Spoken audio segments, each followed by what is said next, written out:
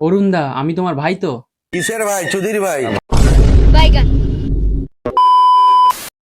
ছি অরুণদা, আমায় গালাগালি দিলে। আমার মতো ভ্লগারের জন্যই কিন্তু তুমি এই জায়গায় এসে দাঁড়িয়েছো।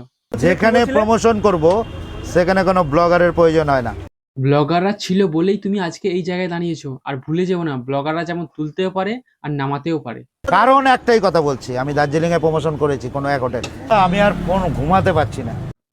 তার মানে ওখানে এমন ভাট বকে এসছো, যত হোটেলের মানে কাস্টমাররা ছিল সবাই তো পালিয়ে গেছে, ফোন করে পর্যন্ত আপনার মানে ওখানে মালিককে গালাগালি দিয়েছে। আর আপনার মানে ঘুমাতেও দিচ্ছে না, এত ভাট বকেছো। তোমার ভাট বকা শুনে সব কাস্টমার চলে গেছে এবং বাড়ি গিয়েও তারা ঘুমাতে পারছে না, ফোন করে হোটেল মালিককে গালাগালি দিচ্ছে।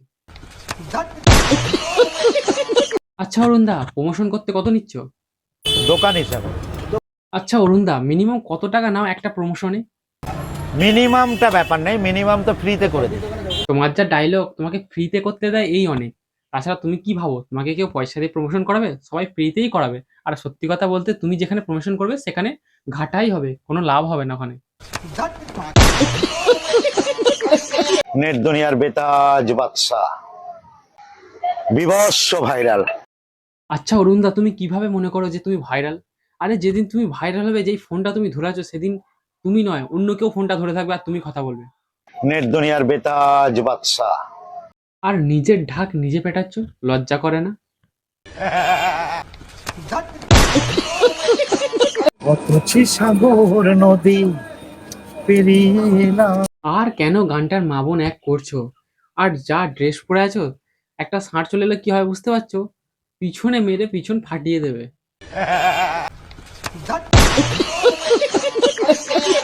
কি বলছে বুঝি না।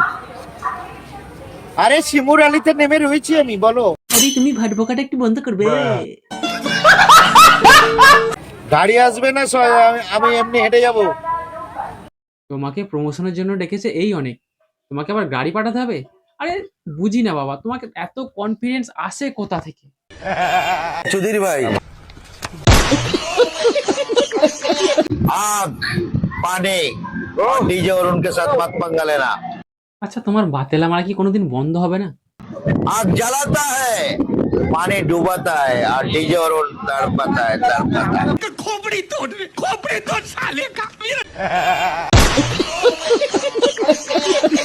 আরে অরুণদা, সত্যিই তর পাচ্ছি। না হলে এত একটা মানুষ এত ভাট কেউ বকতে পারে? আরে ভাট বকে বকে তো কানের পর্দা ফাটিয়ে দিচ্ছ আমাদের।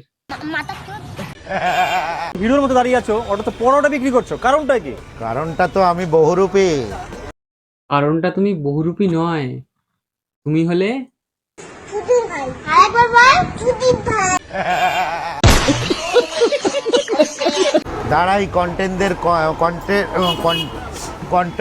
মানে কন্টেন্ট যারা নিতে চায় তাদের জন্য। আরে তুমি কন্টেন্ট দিচ্ছ না কন্টেন্টের মেরে রেখে দিচ্ছ? বিভৎস ভাইরাল। আচ্ছা অরুণদা, এই যে পরোটা বিক্রি করো, তোমার এখানে লাভ হয় কিছু? আমার কোনো আসে যায় না এর মধ্যে দিয়ে। দেখো অরুণদা, সত্যি কথাই বলছে, এখানে কোনো লাভ হয় না, একটা মনের শান্তি। মানে এই যে ভাট বকে অরুণদা, যে এত ভাট বকে, ভাট বকে যে মনের শান্তিটা পায়, এটাই অনেক। ওর টাকা পয়সা লাগবে না, এই মনের শান্তিটা চাই। মেন কথা, ঘরে তো শোনার মতো কেউ নেই।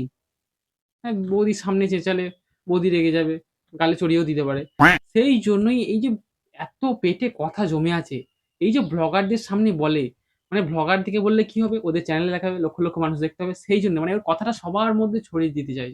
ঠিক আছে, ও টাকা পায় না, শান্তি পায়। এই যে ভাট বকে, ভাট বকে শান্তি পায়, নাহলে ও রাতে ঘুম আসবে না। সত্যি বলছি, রাতে একদম ঘুম আসবে না ওর। কোনো ঘুমাতে পারছি না। যারা মনে করছে পা চাটলে লাভ আছে, তাদের উদ্দেশ্যে বলি, এত পা চেটো না বস, পা পরিষ্কার আছে। ঠিক হয়েছে, এটাই হচ্ছে যোগ্য জবাব। যেমন ওপরে তুলেছো তেমন দেখো ব্লগারদেরকে কি বলছে, যে পা চেটো না, পা পরিষ্কার আছে।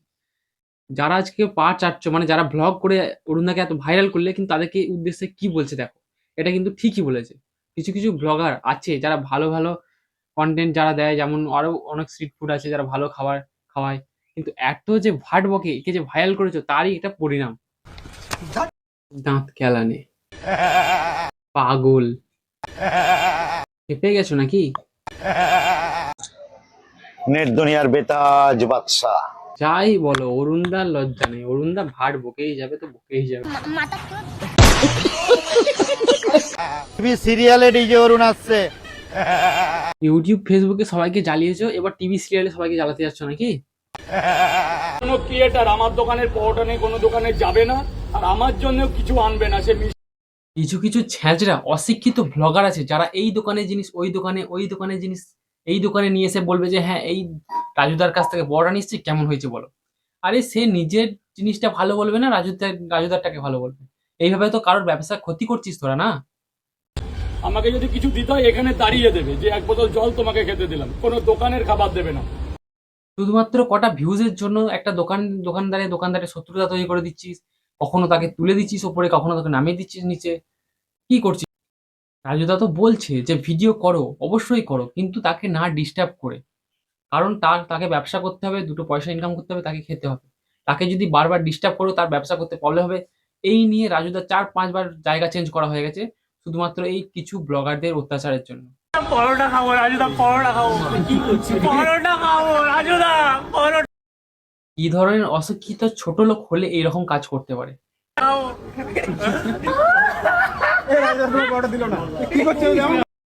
আরে আগে ওই গরিব মানুষটাকে ব্যবসা করে খেতে দিয়ে তারপরে তুই এই ফালতু কন্টেন্ট দেখিয়ে ভিউজ ইনকাম করে খাবি। আরে যেই কন্টেন্টটা নিয়ে তোরা কাজ করছিস তাকে ব্যবসা করে আগে খেতে দে। তুই যদি সবার মাঝখানে এরকম কান্নাকাটি করতে থাকিস, তোর কি কোনো শিক্ষা নেই? পাগলের মতো করছিস। আরে একটা মানুষ ব্যবসা করছে, সে ব্যবসা ছেড়ে চলে যাচ্ছে তোর জন্য। ভাব, সে গরিব মানুষ, সে কটা পরোটা বিক্রি করে খায়, তার কাছে তুই এরকম করছিস। আর সে ধিক্কার দেখো পালিয়ে যাচ্ছে। পরোটা খাবো রাজুদা, পরোটা খাবো। কি করছি? পরোটা খাবো। পরোটা খাবি তো মুখে বললেই পারিস, এত ন্যাকামো করার কি আছে? পরোটা খাবো রাজুদা, পরোটা খাবো। কি করছি? পরোটা খাবো। রাজুদা নেহাত ভদ্রলোক, তাই অন্য কেউ হলে হাতাটা নিয়ে মুখে একবারে মেরে দিত এক্ষুনি। ব্লগারদের উদ্দেশ্যে বলছি, তোমরা ভিডিও বানাও, অবশ্যই ভিডিও বানাও, কিন্তু কারোর পেটে লাথি মেরে নিজে কিন্তু কখনো বড় হতে পারবে না। আরে যাদের কাছে যে খ্যাপামোগুলো করা উচিত, অরুণদার কাছে যাও না, অরুণদার কাছে যে খ্যাপামো করো। আরে যে ভালোভাবে ব্যবসা করছে, সৎভাবে ব্যবসা করছে, তাকে তো ব্যবসা করতে দাও। তো বন্ধুরা, ভিডিওটা কেমন লেগেছে অবশ্যই কমেন্টে জানাবেন। আর আপনি যদি প্রথমবারই আমার চ্যানেলে এসে থাকেন অবশ্যই চ্যানেলটাকে লাইক সাবস্ক্রাইব করবেন।